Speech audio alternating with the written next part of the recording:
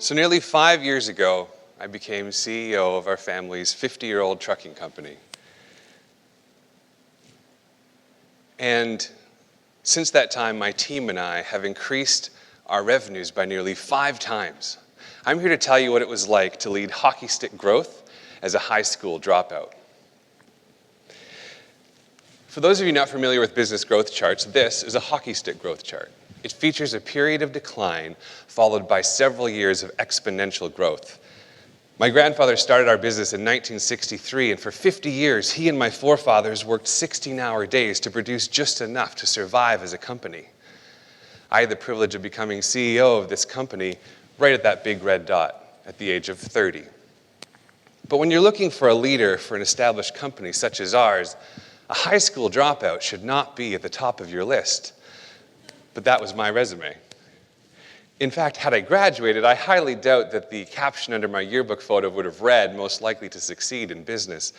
Even though I went straight to the family company right after leaving grade 11, I had no intention of making a career there. I didn't even know what we did, besides the fact that we were a trucking company. I could see the trucks in the yard.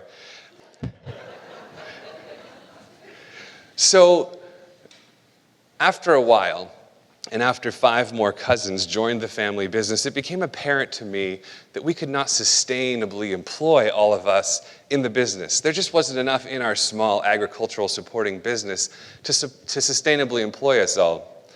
So even though I had no MBA, no diploma, and no high school education other than grade 11, I had the boldness to approach my family and say, you know what, I think we need to change the way we're doing things. To my incredible surprise, my father and 2 uncles who were leading the company at the time said yes. So what do you do when you're given the opportunity to enact real change in something you care about? Do you take the leap and rise to the challenge, or do you just play it safe and go with the flow? This talk is for those of you who are ready to rise to the challenge, but also for you if you just need a little push or inspiration. One thing's for sure, when you're given that opportunity, and you have the audacity to say yes, your first words, and I guarantee you this will be, "Oh shit!" At least that's how I responded. See, I'd been learning how to lead the company, but I was not prepared to take the reins. Fortunately, however, I did have a good idea where to start, because 3 years earlier, as a junior manager, I called our first business meeting, our first in 47 years of business. And I identified 2 things. The first was that no one was really leading. It was like there was no clearly defined leadership structure. In fact, my dad and 2 uncles, who were, quote, leading the company at the time, each held the title of co-president. The second thing that I identified was the company was in 3 years of decline. If we didn't return to sustainability soon, there wouldn't be a future for any of us. So here I am, a high school dropout, equipped with nothing more than a basic accounting course I'd taken in the 11th grade, and this intrinsic belief that we could either grow quickly or we would die slowly. So I had very good motivation to make it work.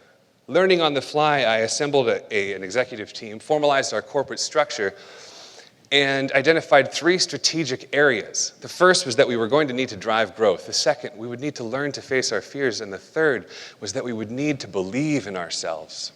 To take over the leadership, all we would have to do is tell the people that are currently in power that it was time for them to let go and let us take the reins. It's not as easy as it sounds. So I assembled the next generation of leaders in our company, and together we faced the problem. We acknowledged the contribution that our preceding generation had made while simultaneously making a pitch for their trust in us with the future of the company. It was time to make their ceiling our floor. Now, letting go of leadership is never easy. So we created a corporate phrase, honoring the past and embracing the future. And we knew that we needed to create a transition point for people to see a new way of doing things from a new set of leaders. The final thing that we did was offer the previous generation a veto. So if they didn't like what we were doing, they could change it. I'm pleased to say that they never did need to use that veto, and it's now expired.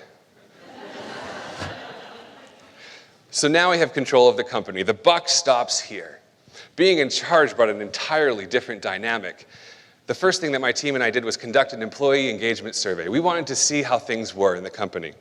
The results were terrible. The reviews were harsh and hurtful. I remember thinking to myself, did I make the right decision or did I make a mistake? Should I be running from this thing as fast as I could? But the thing about creating culture change is that you have to acknowledge what hasn't been working, and as a leader, you have to own it, even if you aren't responsible for it. So we reviewed these employee engagement surveys, and it became apparent that the employees didn't feel appreciated. We had to create real mechanisms of relationship between management and employees. We had to learn to say thank you, and not just once a year at the company banquet, but regularly. I remember around the time that we were addressing the culture of the company, I covered the role of dispatcher for a while. And after giving the driver his order information and driving directions over the two-way mic, I added, somewhat tentatively, and we just want to let you know that we appreciate you. After a few uncomfortable seconds of dead air, the radio cracked back to life, and the driver responded, 10-4 on that, thanks. As we got better expressing appreciation, the morale of the company dramatically improved. And when people like where they work, guess what? They begin to work smarter and with more efficiency. They bring passion and vitality to their roles. Leaders were developed. And the best part, appreciation is free. It does not detract from the bottom line. So remember, the catalyst for our transition into management was that the company was in 3 years of decline. Our first instinct was to do what our parents had always done. In the past, when faced with a challenging situation, they would simply work harder, put in longer hours. But 16-hour days are not sustainable. And I think that that's why, as a kid, I only got to see my dad on Sundays, because throughout the rest of the week, he would go to work long before I got out of bed and return home long after I'd been tucked in. He was busy out working and outrunning our problems. I think that work ethic is also the reason that the day after I became CEO, I adjusted my work schedule to start at 3 a.m. instead of my usual start time 3 hours later at 6, because of this inherited instinctive reaction to the weight of my new responsibilities. But like I said, working 16-hour days is not sustainable. And it would take some pretty serious signs of burnout nearly 2.5 years later that would cause me to realize the value of rest and the importance of working smarter and not harder. In order to change the company, in order to drive the growth that we so desperately needed, we would have to change this story. This family of workaholics would need to learn to work smarter, because if you're already working 16-hour days, what more can you give? So I called an assembly of the new rising leaders in our family, and together we openly addressed what it was like to grow up without having our fathers around for much of our young lives. Every family member had a chance to speak, and we together addressed what it was like, but also we created consensus around the idea of working smarter for our children so that we could see them and show them that they were valuable. In a family business where family had always come second, we stood up to the status quo and said, no more 16-hour days, no more missed school plays or basketball games. This meant that I had to adjust my own schedule and lead by example. So I started having breakfast with my kids and seeing them off to school. It was time to take our family values off the wall of the boardroom and live them out where it really mattered, in the walls of our homes. Leading this transition and turnaround has been one of the hardest things I've ever done in my entire life.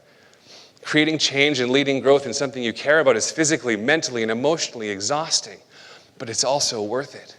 In order to change our story, we would need to face our fears. Underlying and unidentified in our family's culture was a fear of change and a fear of failure and a fear that change would cause failure.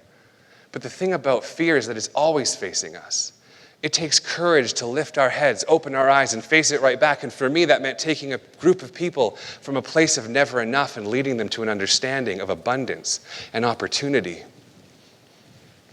What I didn't expect was the necessity to face fear in my own life. The contention that comes with being a catalyst for change would often overwhelm me. The feeling that I just couldn't do this anymore would overtake me, and I would get that urge to just drive off into the sunset and leave this all behind. Twice I gave in. The first time I made it about an hour down the highway before getting some clarity and turning the car around. But the second time, I ended up in a hotel in downtown Vancouver, and I was sitting down in a cafe ready to write my resignation. I just couldn't do it anymore. But in that case, calls from my wife and from my brother brought me home, still employed. This TEDx conference is all about trailblazing. As we sit here and listen to these fabulous conversations, we're wrestling with how to blaze a trail ourselves. We're wrestling with our own potential for success, but we won't know that potential unless we first take the risk and learn to believe in ourselves. We can't know the journey unless we take the first step. And I stand here today with the realization that I was born for this, and helping my management team and our employees understand that same confidence was and is crucial to our success. But it can seem offensive to continually challenge the way things are. There were people on our team that actually felt that we were being rebellious and disrespectful because every single day we would have to fight against the way things were and do so with grace right in front of the very people who designed the way things were. In the traditional sense, I was not equipped to lead, but I saw an opportunity and I took a risk, and my team, my family, and my company took a risk with me. So here we have a 50-year-old company that's acting more like a startup, growing 20% year over year, led by an inexperienced and uneducated CEO, and an executive team that's been trained on the job and on the fly. What would have happened if I had fit myself into the status quo? What would have happened if I'd believed that I was not qualified to lead? What would have happened if I'd waited to become better experienced or more educated? I highly doubt the opportunity would have existed at all.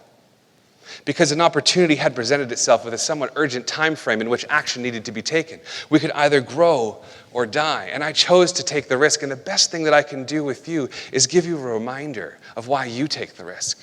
Remember your why? For me, it was about creating a valuable life with my family. I wanted to have breakfast with my kids and make meaningful experiences with the love of my life. It's been a wild ride. Just last week, it was announced that our company had been listed on the Profit 500 list of fastest growing companies in Canada. So yes, I've had the privilege of leading hockey stick growth, but I'm not an all-star CEO. I just took a risk, and I chose to lead. I chose to embrace change, face my fears, and believe in myself. Just remember, don't spend all your time preparing. You might already be ready. When the opportunity presents itself, you just might be ready to change your world, and the rest, you can pick it up on the fly.